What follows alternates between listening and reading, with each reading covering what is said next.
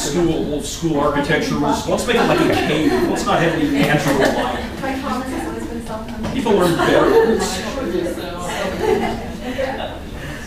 I don't want to block anything with anything. Okay, we are good to go. We have a panel of guest students that have submitted questions for you. And so however you guys want to do it, if y'all want to go in a row or if you want to take turns, we're pretty flexible what you guys want to do. And we'll just make it a kind of dialogue between us and Brian. Maybe just go down the line.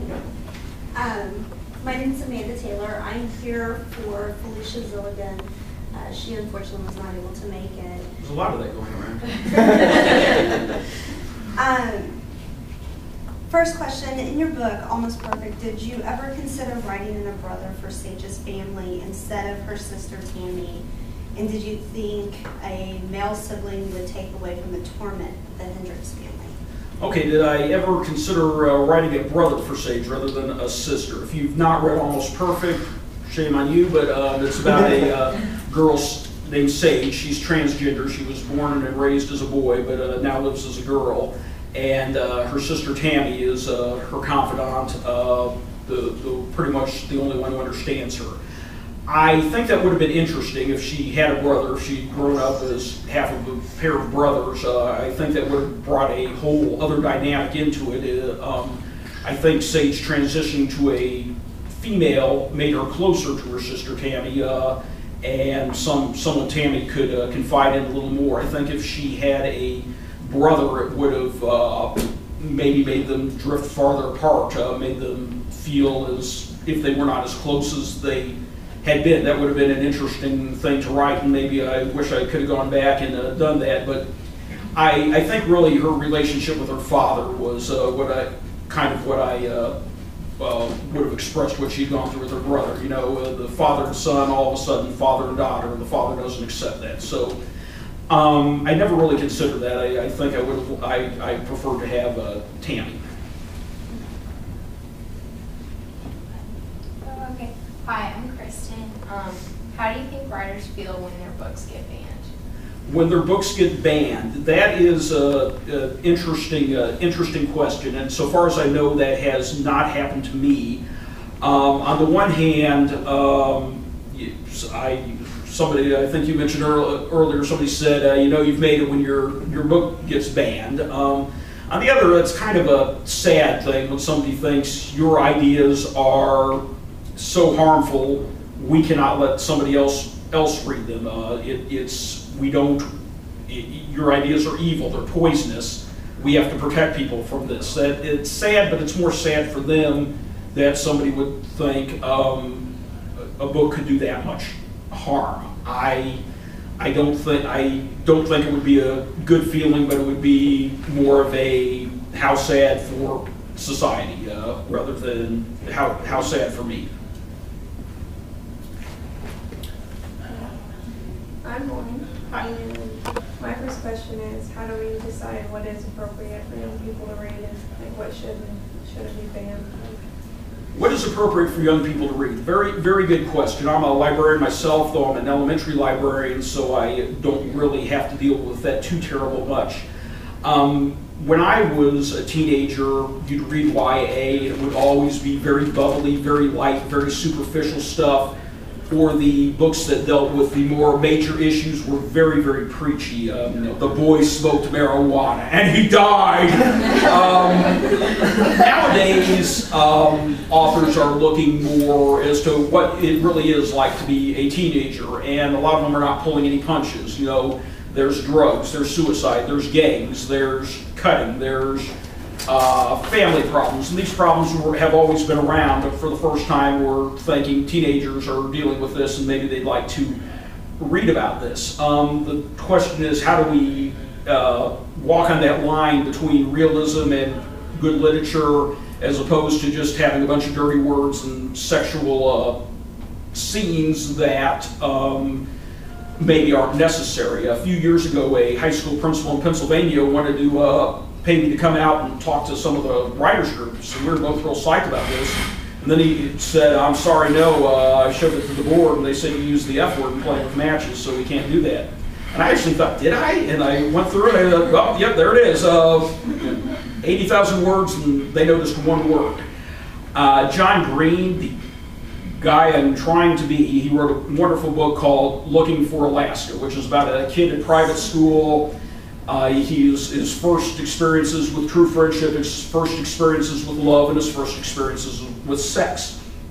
There is one page, maybe 2 pages in there, about his awkward first sexual encounter with a girl.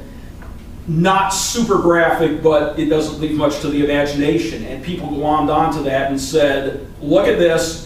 This book is on required reading list in schools. Look at what they're spending our tax dollars to tell our kids how to have sex. He could have easily glossed over that scene, implied rather than showed, and the book wouldn't have been really hurt, in my opinion. On the other hand, this is things that we all maybe remember, or all have experienced, or that kids aren't going to read and think, "Wow, I never knew that happened." And you get to the point where we could just sanitize it a little, cut out those nasty chapters, those bad words, those controversial lyrics. Let's just make it something we could all enjoy. And I don't think teenagers want that sanitized PG version of their own lives. And that, on the other hand, that's something that could also cost you a publishing deal. So it's really up to the author how far they're willing to go and what they're willing to put in. And I'm of the opinion it's often better to imply rather than show. In Almost Perfect, there's a scene where Logan and Sage spend the night together, and a lot of it's left up to the reader's imaginations. And people have asked me, well, what did they do? What exactly did they do? And I don't know. Whatever. Use your imagination. I'm not going to be explicit here. You know. So that's my opinion. My name's Kaylee. Do you believe that there is a good reason to ban a book? To ban a book, to outright say no. As a librarian, and I used to be a junior high librarian, I was very reluctant to say, I don't want this book on the shelf. I mean, when you're in schools or something, you're not going to have something that's flat out pornography, but at the same time, by whose definition? One person's literature is another person's smut, and the librarian often has to decide that. When I taught 8th grade, there was this one kid who said, I really want to read Mein Kampf, Adolf Hitler's book. And I said, why do you want to read that? He said, and I could tell it was more than a passing historical interest. He kind of admired Hitler. And he said, I just want to read about history, the Holocaust. And I said, I could recommend you much better books about that. And when you get down to it, even if you read that, that book really is, for a book outlining the final solution, it was really quite boring. He couldn't write. He said, no, I want to read it. And I said, unfortunately, I'm not going to buy that book for the library. And later he read it and he said, you're right, that wasn't a very good book. But I don't really see a lot of situations where you should set yourself up as the morality of the community and can say, this is what I approve of and this is what I do not approve of. I'm here for your own protection. At the same time, the younger the kids are, you do have to be a little careful as to what you're throwing in their face, because a parent will get a hold of it and say, I want you to rationalize why you think this book is of educational value. I was reading a Chuck Palahniuk novel. I always mispronounce his last name, the guy who wrote Fight Club. I was reading it at a librarians conference. It was called Haunted, and some of my fellow librarians said, oh, was that a good book? I said, yeah. They said, do you think we ought to put it in our library? And I said, dear God, no. Every time I read this one scene, I almost become physically ill. Trust me, this is not something you want to give to high school students. So it's like everything, there's no black and white answer. I could be a politician. I keep would you ever consider writing another book about transgender teens or young adults? For example, writing a sequel from Sage's point of view a few months or years down the road? I have been asked for a sequel by many readers, and I usually tell them no, just because I've let Sage and Logan dry. I don't see that there's anything more than I could do with them other than try to squeeze more money out of the series. I just think, since I didn't plan to have a sequel, it would just be beating a dead horse. As for writing another book about transgenderism, I would like to do that, but I would have to come up with an original plot. I don't just want to say, hey, I'm going to write another transgender book, because that wouldn't be original. I would have to think of something very new, a completely new direction, maybe have a transgender character, but that not be the focus of the book. At the moment, I don't have anything that would justify doing that again. Do you take any specific precautions when you're writing, or do you set limits to kind of try and prevent it from maybe being banned? If you think there's maybe a certain page that might cause your book to be banned, would you rather leave it in or take it out? I don't really sit there and think, what will the neighbors say? But at the same time, working with librarians, being a librarian, I kind of know generally where that line is. And one of the women in my writers group is very conservative, and I value her opinion, because sometimes she'll read something and say, Brian, were those words completely necessary? I don't feel they added to your plot. And it gives me a good time to take a second look and think, maybe that was just a little gratuitous. When I was 15, I would just pepper everything I said with bad words and the F word, the S word, just and I feel a lot of teenagers are like that today, but at the same time, when you don't want them to talk like that in the book. Sometimes I'll read a YA book and those kids talk like teenagers talk, but at the same time I think that you really didn't need that. Profanity's like seasoning, use it sparingly. At a high school called Republic, I don't know if you've heard of it, but the book Speak was banned, and with you being a librarian, I was wondering what you heard about that. I don't know if you've read that book or are familiar with it. Could you, it sounds familiar. What was the author, Lori? What was the plot, if you... Yeah, that's the thing. Okay. I heard about it. I'm thinking of one, but it may be a... It's about a girl who comes in her freshman year in high school, and she's very secluded from everything because of a situation that happened during the summer. Turns out she ends up going through rape and having to deal with those issues that come along with the rape and the consequences. I can see why people thought that book was controversial. However, that goes along with the philosophy, if we don't talk about it, it didn't happen. And unfortunately, too many rape victims, that's what they're told. Just don't talk about it, don't mention it, it didn't happen, put it behind you. And I don't think that's something we want to tell young ladies or even young men. Who knows if somebody, that book could have given somebody the courage to say, hey, I'm not alone, I need to talk to somebody about this. So I'm not familiar with the book, and I'm not familiar with the circumstances that it was banned, but I don't think just because the topic is ugly that we need to say, well, that's not something we need to deal with.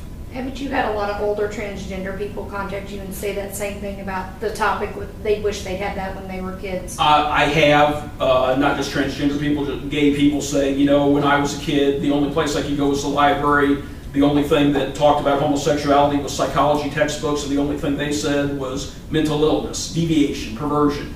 And it would have done a lot of good for me to read a book like this to realize I'm not the only one in the world who is going through this. This may be a slight aside, but at the school district where I work at, I am kind of the go-to tech guy. And when I was looking something up, I was actually looking up a review of Almost Perfect, but I was logged in on the student login, and I got the you cannot go to this website because homosexuality.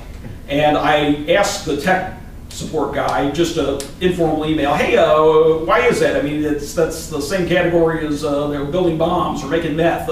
You know, what if a kid wanted to go to PFLAG or whatnot? Next day, I got called in by my principals asking just what kind of gay agenda I was serving in the school, and I said, it's nothing like that. I was just saying, you know, what if a teenager needs a little help, needs somebody to talk to? They get on the internet to look for a helpline, and it said, nope, you can't do that. And they said, that's something for the public library, we're not doing it here.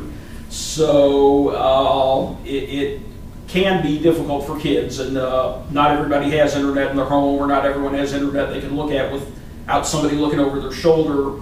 When we decided we're going to be the morality policemen, who knows what we're keeping from everyone. Do you think anyone should have the right to ban a book? Well, I mean, here we are in the United States. Nobody can flat out ban a book and stop its publishing and burn all the copies. The harder we try to ban books, they're still out there. When you look at the recent conflict in the Mideast, the people put out the noxious anti-Muslim film, and non-surprisingly, as it happens every time, reactionary elements end up rioting. And a lot of people say, well, we should ban those films, we should not let them be made, but you can't just pick and choose what the First Amendment covers. People have been debating that for since the Constitution was written, since the Bill of Rights was written. Where does my freedom of speech begin? Where does it end? Where does freedom of the press begin? And I think there is no, I mean, school boards and school libraries, they do set their own agendas, and there are certain books I would never allow in a school library. Hate literature, for instance, something that was just nothing but overt sexual content. But at the same time, there I am with my own, one person's hate speech is another person's freedom of speech. If there is such a time where you can say, I don't want this book in my library, it's very narrow, and you need to think about it twice and then think about it again, because philosopher Heinrich Heine, or Heine, I guess you pronounce it, he said something very true, where they burn books, they will someday burn people. I think that always holds true. He was German, and it came to pass.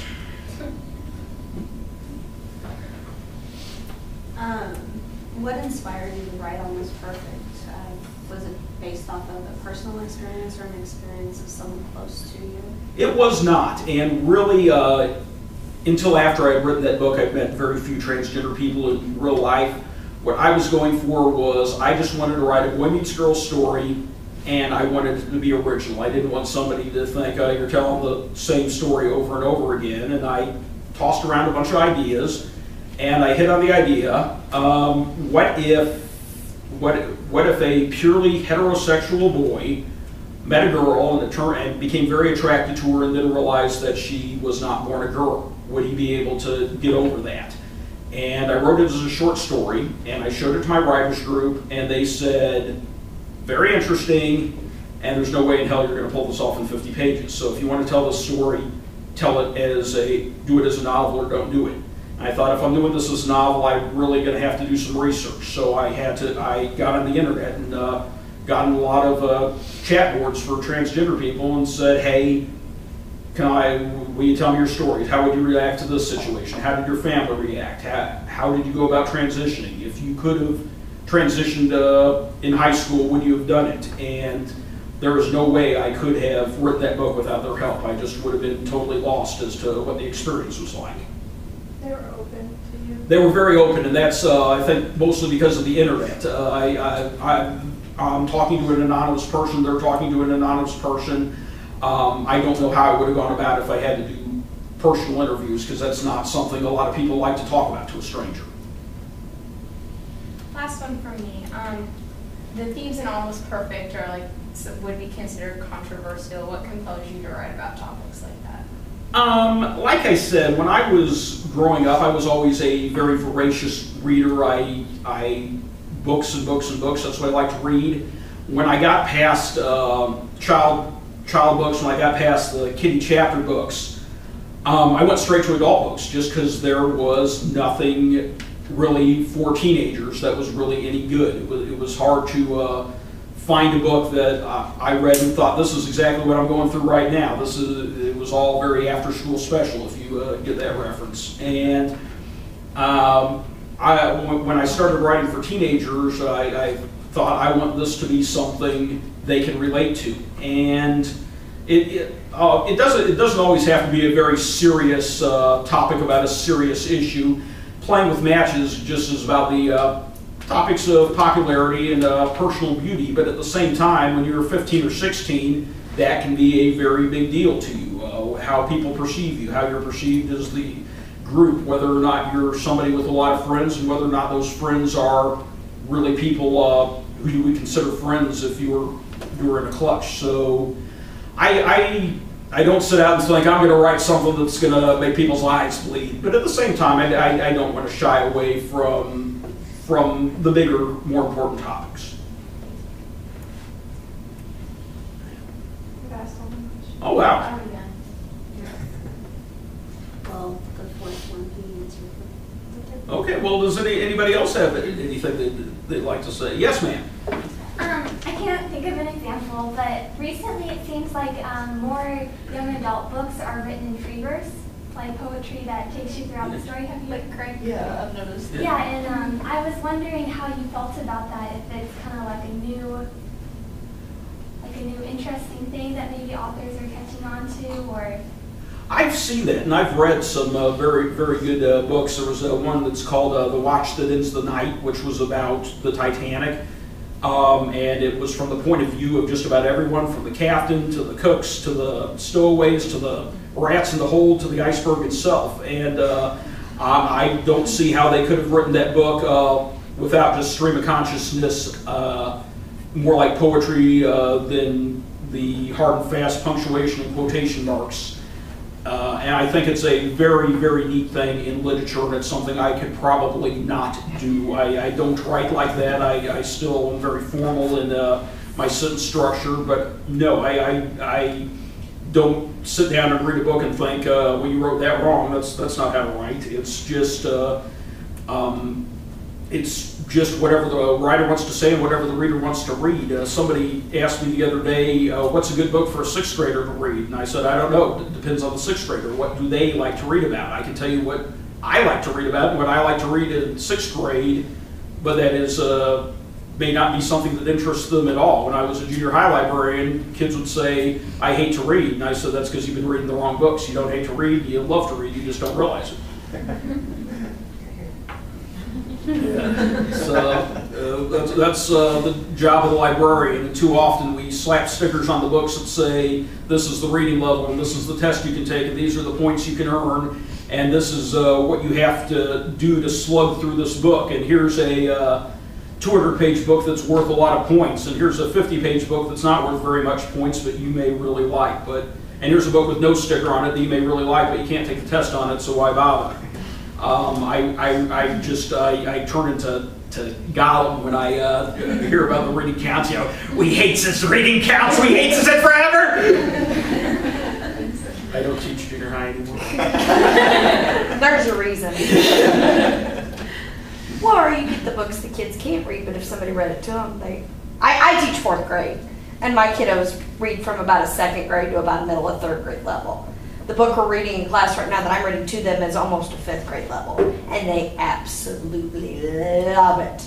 But they couldn't absolutely read it on their own to begin with. But they're getting a lot out of it because it's a topic they really like. If you have it better, that's my wife Sandra. I'm just a creepy guy in the corner.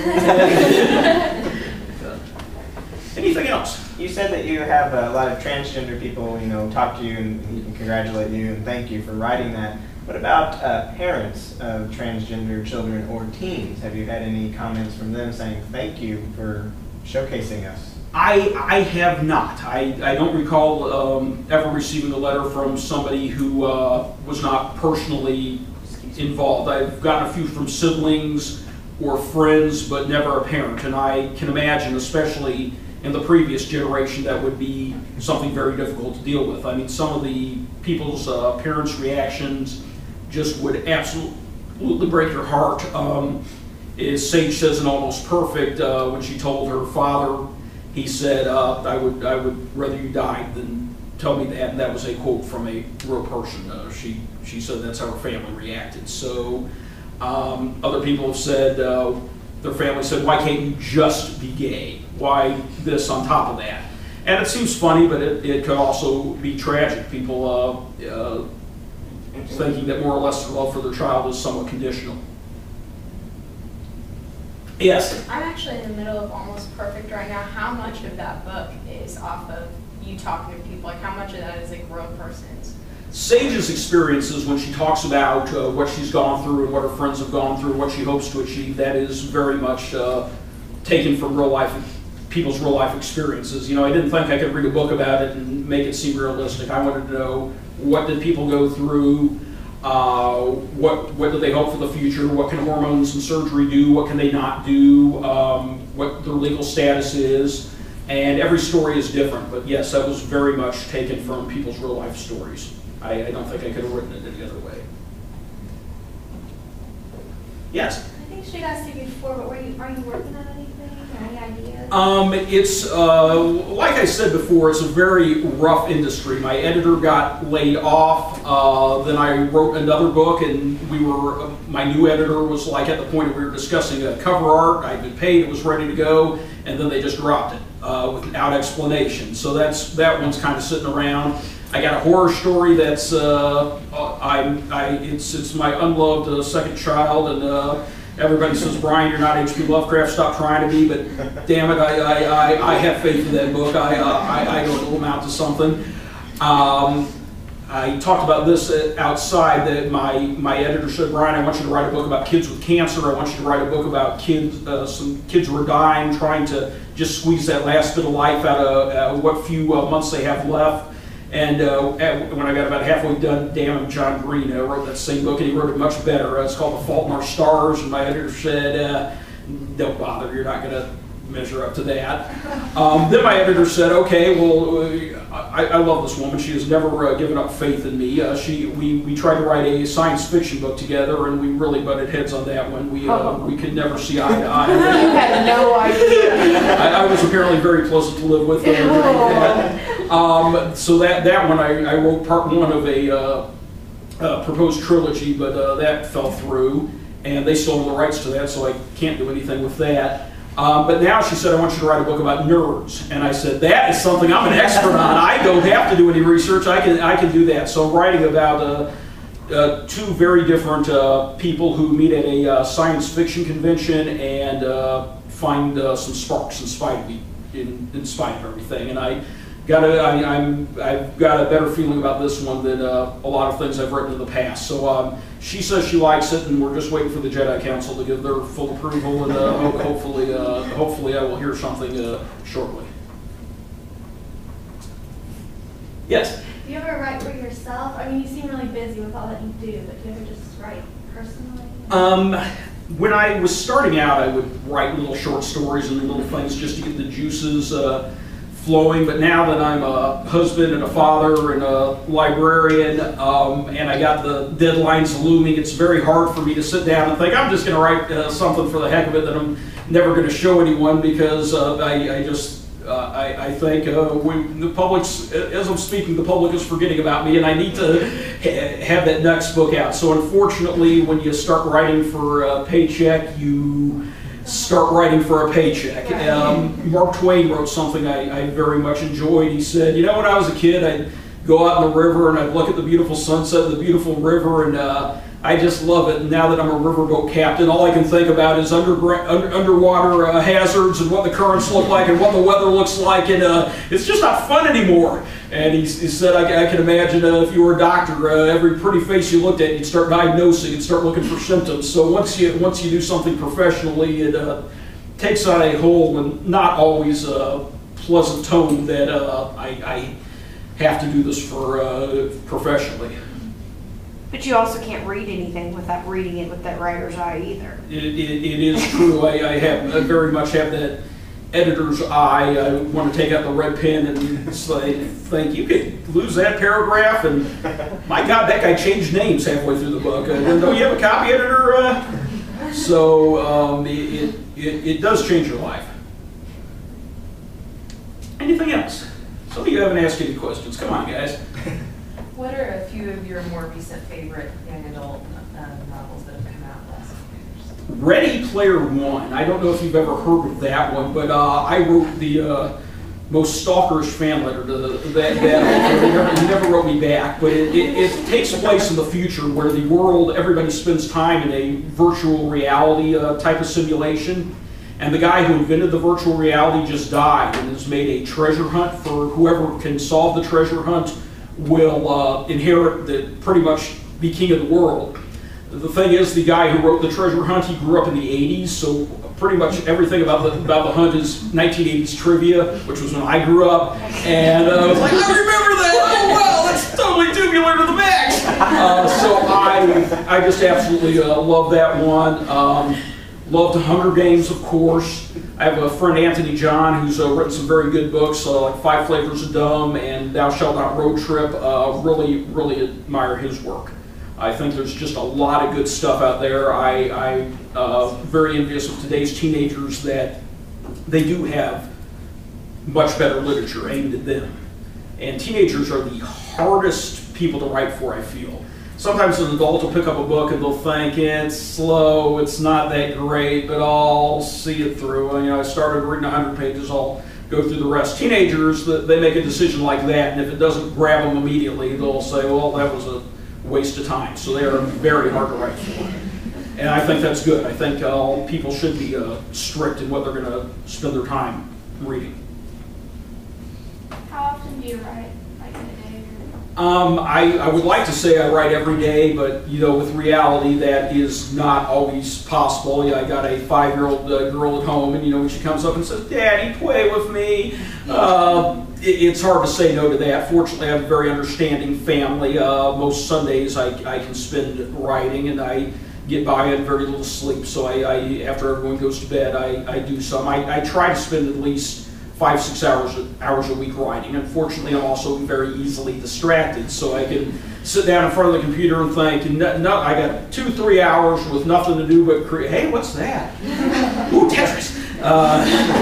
So just because I'm writing doesn't mean I'm writing it, but as Sandy will attest, sometimes I will just be pacing around through the house, and she knows I'm not upset. I'm writing. I'm not writing, but I'm writing. And when our 5-year-old was a tiny baby, he'd walk around with her on his arm, back and forth, up and down the hall. Spend time with the kids.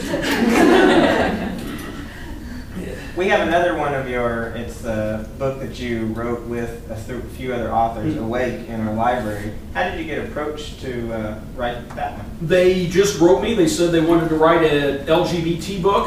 They had one author writing the lesbian, one the bisexual, one the gay, and I happened to have just won the Stonewall Award for a book about a transgender teenager. They asked me to write that, and I was very humbled because the other stories in that book were just absolutely incredible. If you haven't heard of Awake, it's a charity compilation. Myself and the 3 other authors, all the profits go to the Trevor Foundation, which is a suicide hotline for gay teenagers.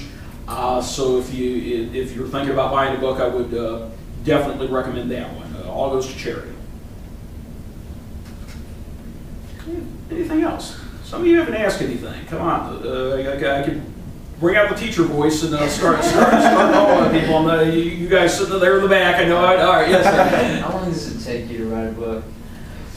When I wrote Playing with Matches, it was because I did not take it very seriously. I never really, truly believed it would ever be published. That took from the beginning to the end about 3 years.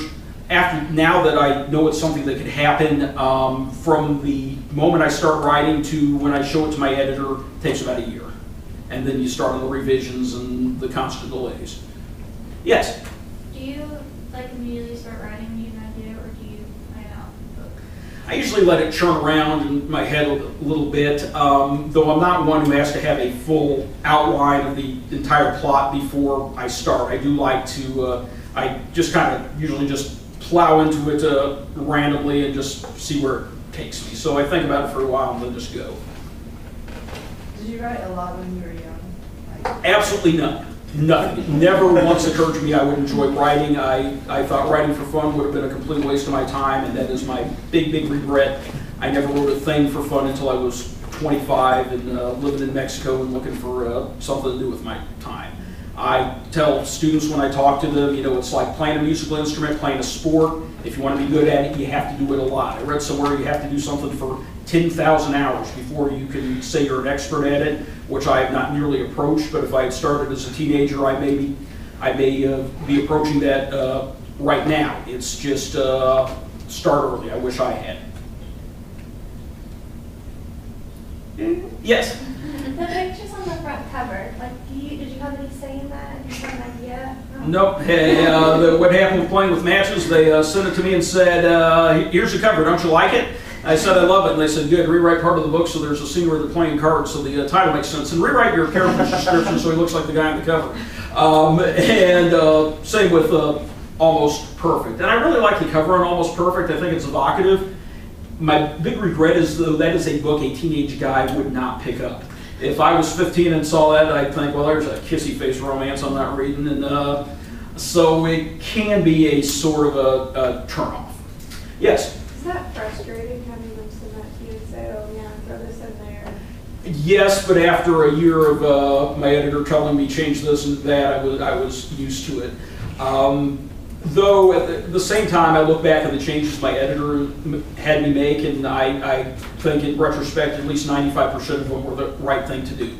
And there were a couple of things she asked me to do I felt very, very uncomfortable with, and I said, look, I don't want to do that. I think that would be a bad choice. And she said, okay, this is your book, and if you feel strongly about it, we'll leave it your way. She was very understanding in that respect.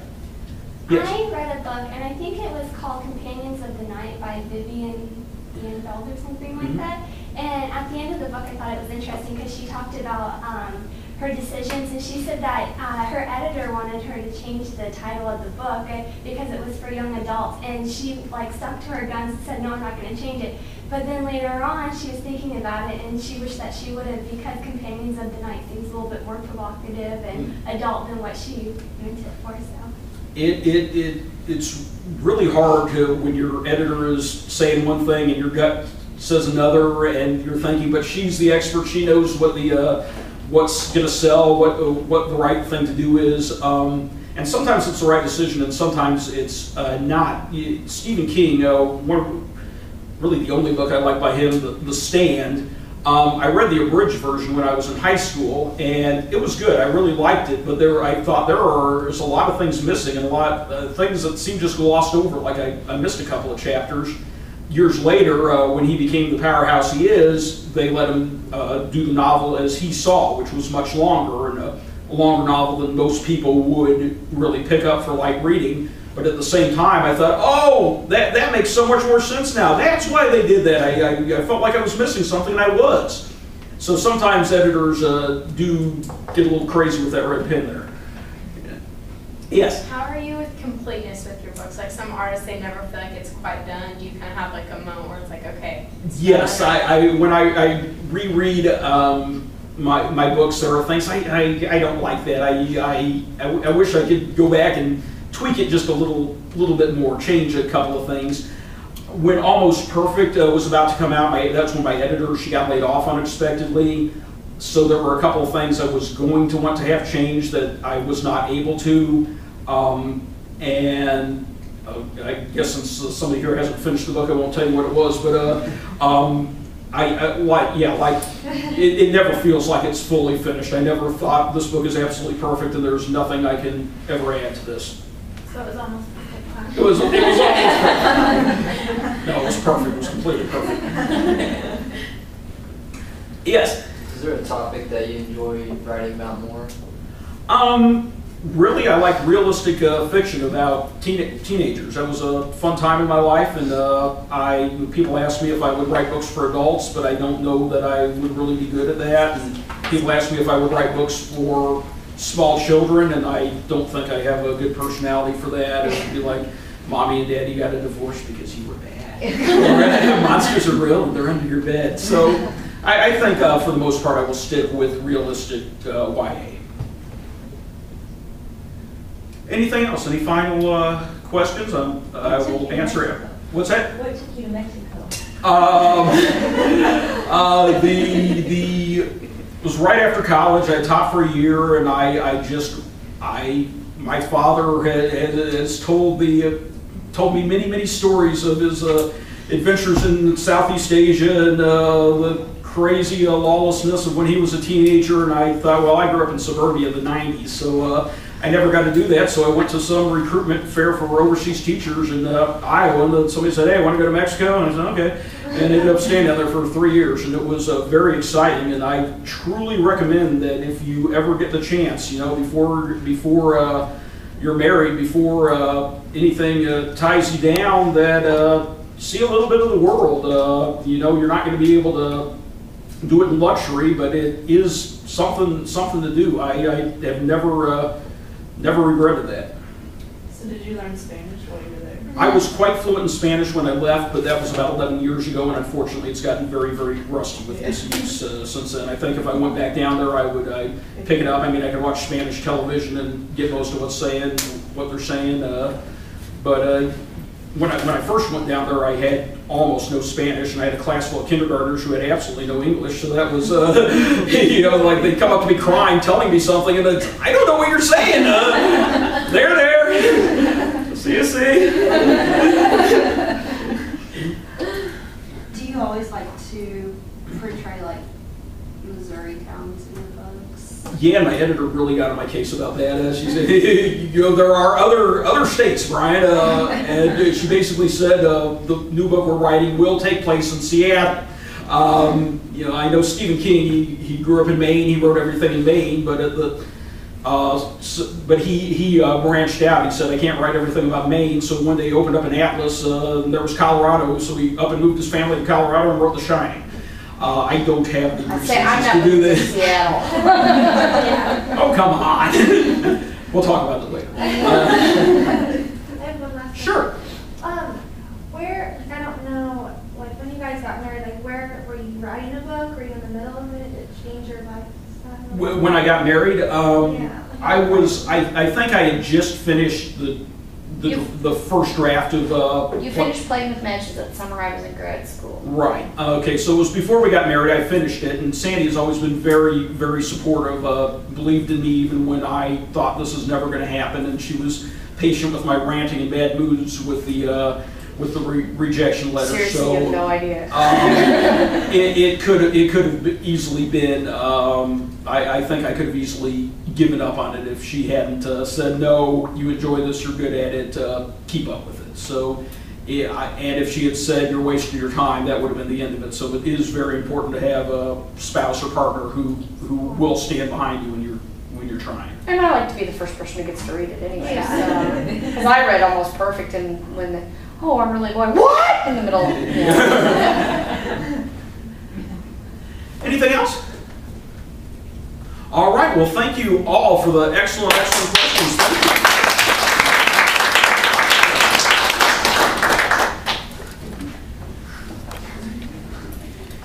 Do you want to take some time between